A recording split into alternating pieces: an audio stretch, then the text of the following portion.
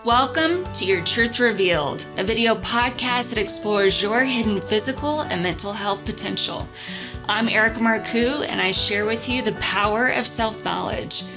I interview industry professionals to talk about how you can be your own health expert. You're watching episode 13, Know Your Pain. This is the first part of an interview with physical therapist Rachel Palmer. We explain what pain actually is and practical ways to alleviate it. Rachel Palmer has a Bachelor of Science in Kinesiology and her doctorate in physical therapy from Mount St. Joseph University. She's a physical therapist with Baylor Scott White Institute for Rehabilitation. Nerves are very temperamental, so if anything, especially mine. So if anything is poking or prodding on them, they will let you know. Okay. And they'll let you know right away. Yeah. Listen as we dive into the aspects of pain that can lead to better health. Rachel, I appreciate you taking the time to be with our audience today. Of course. Yeah, thanks for having me. You're welcome. Yeah. So around 20% of people at any time have pain that has persisted more than 3 months, and most of us don't even understand what pain is. So can you explain pain? What a great intro. That's right. Pain is this physiological response that our body has to kind of let us know what's going on and to protect us. It's kind of like a survival instinct, so to speak. Uncomfortable, yes, but it provides us with that input so that we're able to learn how to avoid those behaviors that provide that response. Okay. Yeah. Pain is a good thing. Pain is a good thing. And though unpleasant, it's our brain trying to keep us in survival mode. Yeah, exactly. Okay. Yeah, it's just trying to give us that input so that we're going to avoid those behaviors that cause pain, and that's going to prolong our life. We have learned more about the biology of the brain in the last 20 years than we have in the previous 2,000 years. Yeah, science has come a long way recently. And it's what insane. A phenomenal time to be in right now to understand this most basic thing that I'm sure all human beings have experienced throughout time. Absolutely, yeah. It's really quite remarkable. They used to think the brain, that's just what it was. You couldn't change it. And now there's all this science behind like neuroplasticity, where it's like the brain can actually change with different, stresses placed on it and demands, and it can adapt. And at first they thought it was only in children, but now it's all through all stages of life. It's really quite And doesn't crazy. that actually make a lot more sense that the brain is plastic? Right. And adaptable? I mean, as a human species, we have to be adaptable or we're not going to survive. Right. So. Exactly. An extreme situation, if someone loses a sense, like if they lose their sight, those different centers that were all about that sight, they're not being used, they're not being utilized. So then how people, stronger senses of smell and better senses of touch, and all of those centers become stronger because they're used more and they take up more space in the brain. Isn't that awesome? I know, it's really cool. And so even up until the day that we die, our brain is still adapting and changing. Oh, yeah, all the time. Yeah. It just shows that we're not in a static state. None of this is static. Yeah. And we're constantly changing and can improve. The more knowledge that we have, the better we can understand our bodies, the more we can change our behaviors to help. Absolutely. The brain is our command center and has an alarm system. And there are millions of sensors throughout our entire nervous system that can communicate about pain. What are these pain sensors and how are they specialized?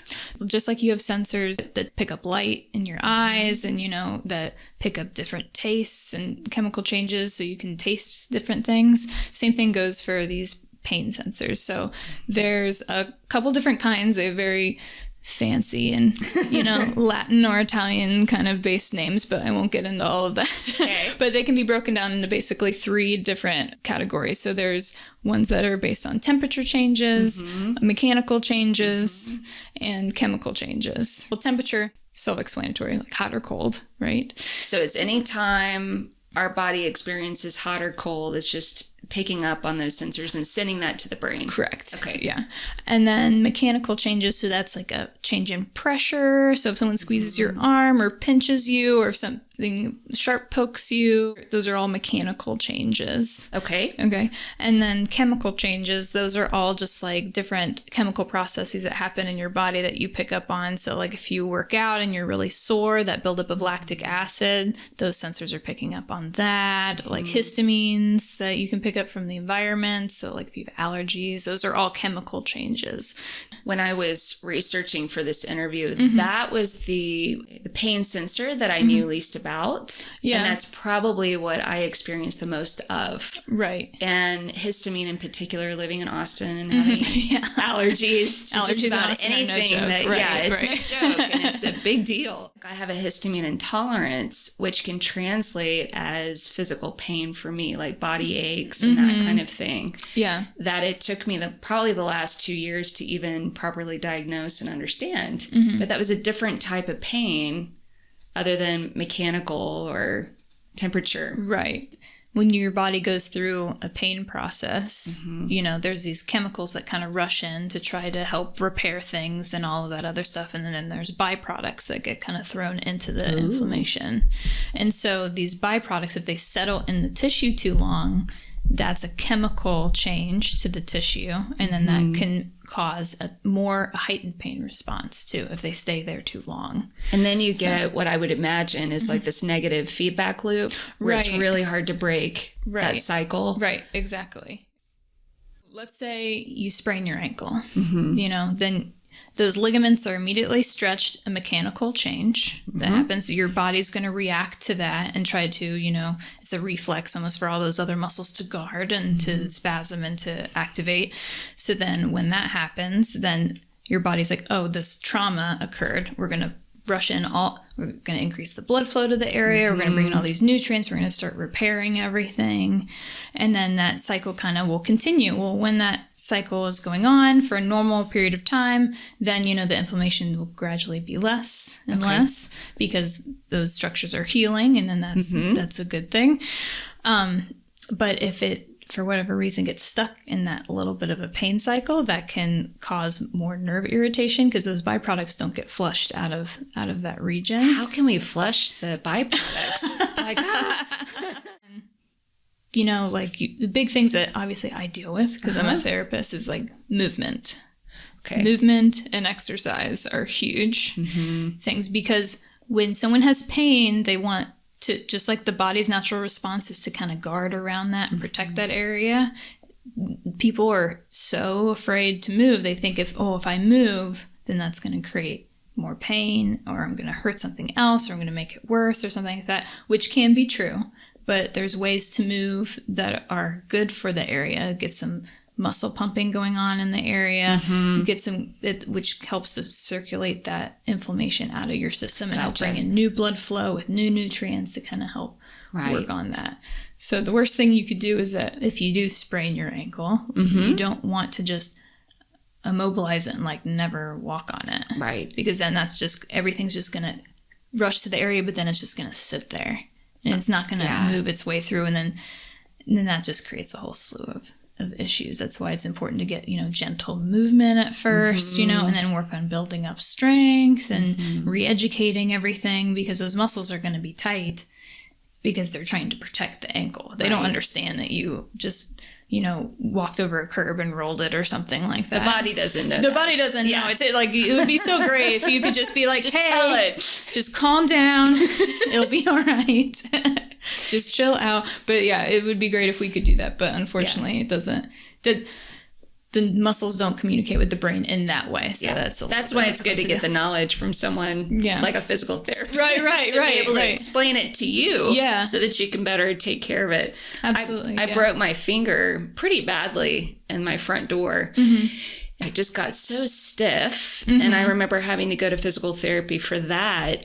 And we would just sit there and move the finger for about half an hour. And you're like, why am I paying you for this? Right.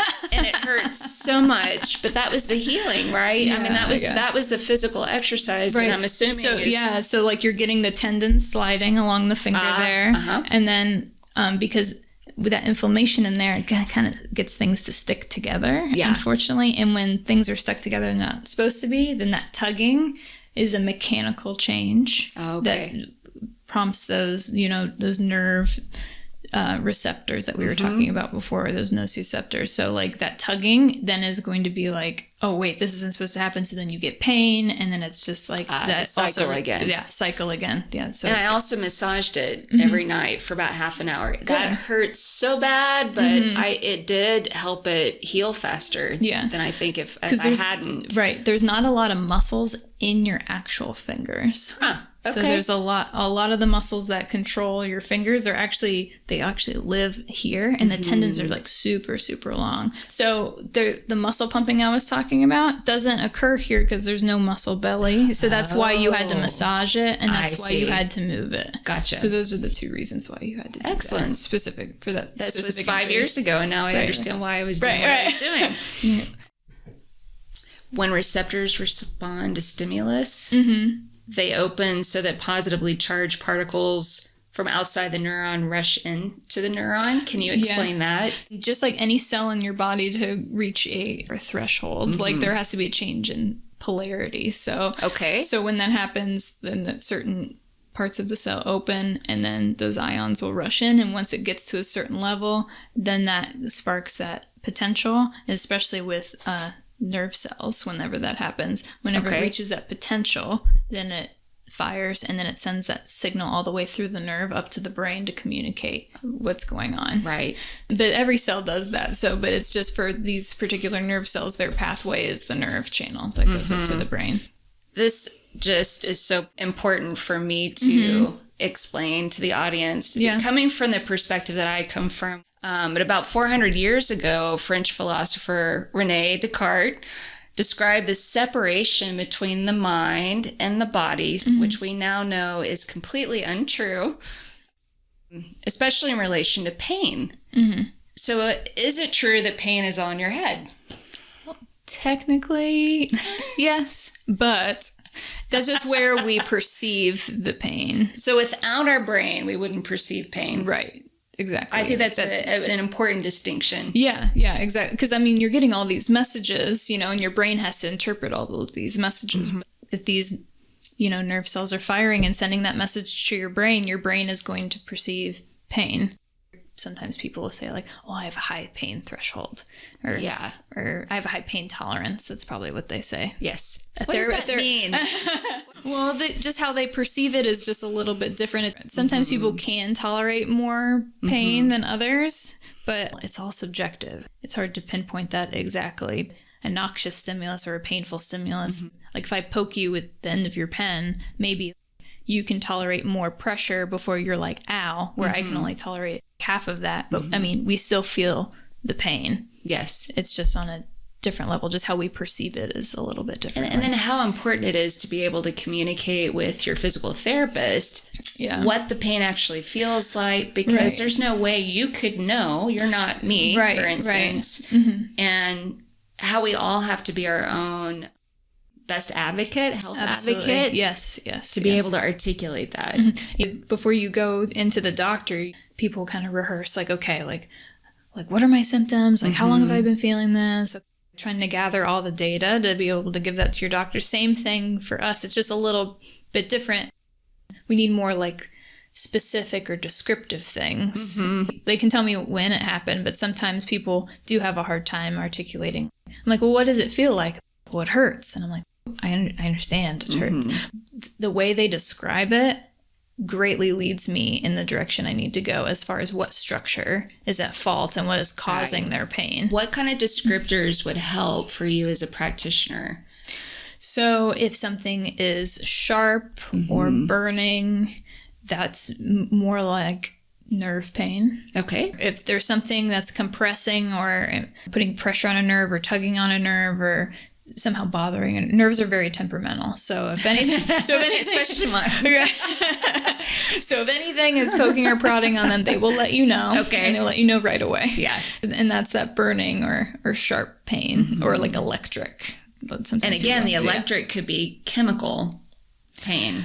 It could be, but but usually when someone is experiencing something that's like, oh, it's just shooting down my leg, that's kind of what I mean by electric. I see. So like if it's shooting down my leg or shooting down my arm or something like that, that's more like a nerve. Usually it wouldn't be traveling that kind of a distance if it was another structure like a muscle. If it was a muscle, it would probably be more like achy or throbbing, dull ache. Achy tends to be reserved more for like muscles. And again, it's just so important to just get a really good history when I am talking to patients, because sometimes they can say it's sharp, but that doesn't necessarily always mean that it's a nerve. Sometimes that can be just like joint compression or something pinching on a tendon or something like that. Something really intermittent that isn't constant like all the time. Getting the narrative or the story. I mean, it could be something that happened to a patient 20 years ago that's showing up today because of compensation, like the body's trying to create as much balance or homeostasis as it can. Until it just gives out. Goes back to survival again. Okay. Like all those survival instincts, those primitive responses that the body has. If you're walking along and bump your leg on something and then that muscle is sore, it needs time to heal, it's not able to like perform its function adequately. As a caveman, you're not going to just sit there and be like, I need to rest my leg, because you'll starve to death or an animal's going to find you and eat you. Right? Okay, don't get too relaxed. Don't get too relaxed. Other muscles in the area are going to be like, hey, you know what? We kind of do that function. We're going to help you out. So then they'll jump in there. Okay. And they'll try to help that muscle area out while it's starting to heal.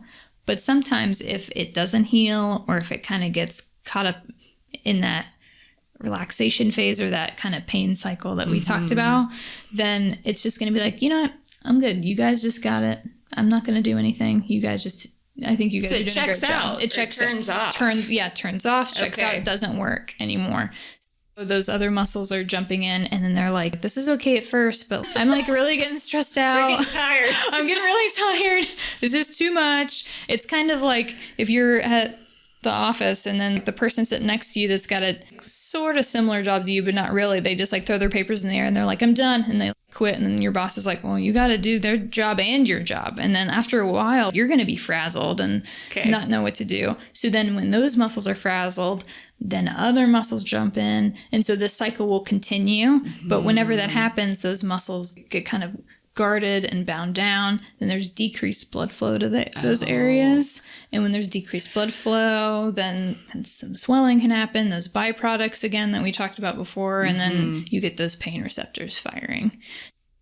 That whole series of what I just said could have happened in like a week. It could have happened in a month. It could have happened over years. What is the level to where you start to have that pain? It just is dependent per person. And then to treat it, I would assume is to get those muscles to start activating again and working. Right. And getting back with the program. Yeah, you have to re-educate those muscles that have been on vacation, so to speak. They got hurt and they're like, you know what? I'm good. Yeah. You're like, no, come, please come back. Please come back. Do you remember how you used to do this? Okay, let's do that again. Yeah. And then you have to calm down all the other muscles, because they're going to be stuck in that spasm cycle too, where they're going to be on all the time. And so you have to calm all of them down as well as you're re-educating those other muscles, turning them on and strengthening them. The big thing is trying to figure out the tissue at fault. They don't necessarily get the right answer as far as what is going on. Luckily, a lot of the physicians that refer to us are pretty good, but sometimes I'll get a patient that comes to me and the doctor said I had this. Well, did you guys talk about what that means? And he's like, no, I have like no idea. It's so important to be able to take control of that situation. You can't take control if you don't know what you're dealing with. That's right. I work with the body all day long, but people don't know the anatomy of the shoulder and how everything ties in with that. Most people don't know physiology and anatomy. Right. Even though we all have a body, we don't tend to understand it much at all. And I think, this is just my opinion, but we rely so heavily on our primary care physicians. And we have to understand that they're generalized. Yeah. They're not going to know every single piece of information about the body in the way that you do. That's what your specialty is. So the best thing that a patient could do is get a referral to you or to know to ask for it. The whole spectrum that doctors have to... It's a lot. In that short amount of time, it's 4 years of coursework in med school. I did 3 years just in the musculoskeletal system. And obviously, the more that these doctors are working, the more experience they get, the better that they are able to understand these things and pick up on certain conditions. They can also get further education. And they're still typically just meeting with a patient 15, 20 minutes. I mean, it would be hard to uncover everything that they needed to. And one of the reasons that I want to do this podcast is to inform people as best as I can so that they can be their own health expert and know what to ask their doctor for and to know generally what's going on with their own body, because nobody can really help anyone unless the person who's experiencing the pain is able to articulate it and find the help that they need. Absolutely. That's huge. It is huge. Yeah. And I think it's a big gap right now. Right. Oh, I agree. And especially with opioids being, overly prescribed and everything. Sometimes pain can be so much where we need to help out the person in the moment, you need to help calm it down so that they can function and they can move. But those pain medicines, that's covering up what's happened, the root cause. And you need to figure out what that root cause is. Definitely going to your doctor first and trying to pinpoint what exactly is going on. Maybe it's not musculoskeletal. Even though your shoulder hurts, it could be a referral pattern. Absolutely. From a different part of your body.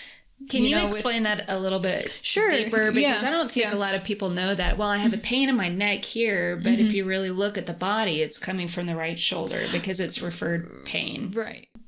There could be referred pain from an organ. Okay. When the symptoms of a heart attack. I've not had the symptoms of a heart attack. Right.